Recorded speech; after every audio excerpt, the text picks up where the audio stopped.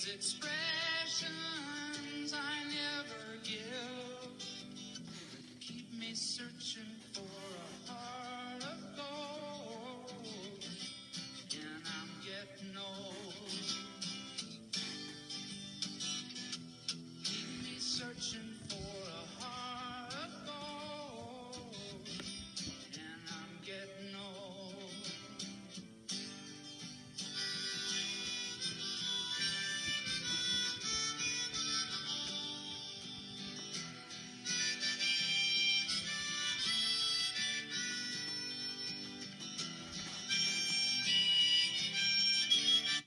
All right, hello everyone. Happy Thursday, November 12th.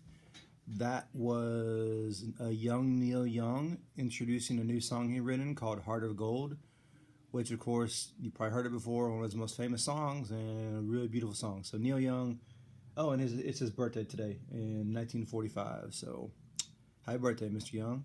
All right, it is also Elizabeth Stanton's birthday, and she was born in 1815, and she is going to go on to become one of the most important and influential civil rights figures in American history. She is going to really famously help kick off in 1848 something called the Seneca Falls Convention. Happened in Seneca Falls, New York. It was really one of the first, major gatherings of people who thought women, should have the right to vote. Imagine that. We just can't take it for granted now, but that really was just like giving people the right to vote in the first place was revolutionary. Giving women the right to vote was really controversial for most of our, at least about half our country's history. And so this really kind of pivotal moment in civil rights in the United States, when this convention goes, and Frederick Douglass was there, the great abolitionist and civil rights pusher for, just in general. So anyway, it kind of kicks off a lot of the, kind of considered kicking off the women's rights movement. Stanton actually gets the idea for, hey, this really is important. She was, as many reformers back then, they were also abolitionists, like to get rid of slavery. Went hand in hand with a lot of suffragettes trying to get women the right to vote. And so she was in London in 1840 at a World Anti-Slavery exposition or convention on her honeymoon, because people like that did on their honeymoon. And she was shocked because here, even though they were at a convention to, talk about the evils of slavery and try to push for slavery to be abolished, thus abolition just means to get rid of, she was shocked that women had to be segregated from men at this convention.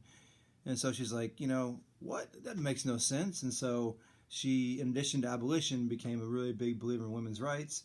She's going to go on to team up with Susan B. Anthony. She meets her in 1851. And they go on and start a newspaper, start pushing for rights to vote, and really are going to be extremely influential. And eventually women are going to get the right to vote out west, like in Wyoming, places like that, the new territories and states that come out in the second half of the 19th century. Remember, if it's 19th century, we're talking 1800s, right? So we're in the 21st century now, but we're in the 2000s. So just remember, keep that in mind. That's going to come important when you get in history later on, right? At any rate, eventually this is going to be, the 19th Amendment is going to give women the right to vote in 1920s or 1919. And Elizabeth Stanton and Susan B. Anthony have a really big part of it. And today is Elizabeth Stanton's birthday, so a name we should all thank her for helping us. Remember, the goal is to expand how many equality and rights for everyone, so that we all can achieve what our country is supposed to stand for, of equal opportunity, freedom of speech, freedom of thought, freedom to choose your own religion and have that be equal under the law. So all that stuff is really beautiful in what we're about. So she's an important figure and making sure that applies to women, so they get their voice heard and the right to vote. All right, where is Ellie? It is Rose McKilligutty's birthday. It is Nathaniel Beltnick's birthday. It is Ryan Brugman's birthday. It is Noe Romo's birthday. and Max Sparkman's birthday. Happy birthday to you all, right? Remember, turkey's taking hunger. We can bring canned goods or dry goods to school, or we're trying to raise $500. You can make an electronic donation through one of these QR codes on the Facebook page. It's on Mr. Rebay's counselor canvas page. So let's help our community at this time of need. All right, now we're going to close on the 4-way test. The 4-way test are the things we think, say, or do. Is it the truth? Is it fair to all concerned? Will it build goodwill and better friendships? Will it be beneficial to all concerned? Our virtue this month for November is discipline. Remember, discipline is setting your mind to something, setting your goals, figuring out a plan, and doing your best to follow through with it. I'm also going to say, if you make a mistake, if you fall back down, it's also not getting discouraged, saying, you know what, I'm going to try this again. And so remember, the goal is, let me say this right, if you fall down 9 times, make sure you get up 10 times and you're still on your feet, or something like that, right?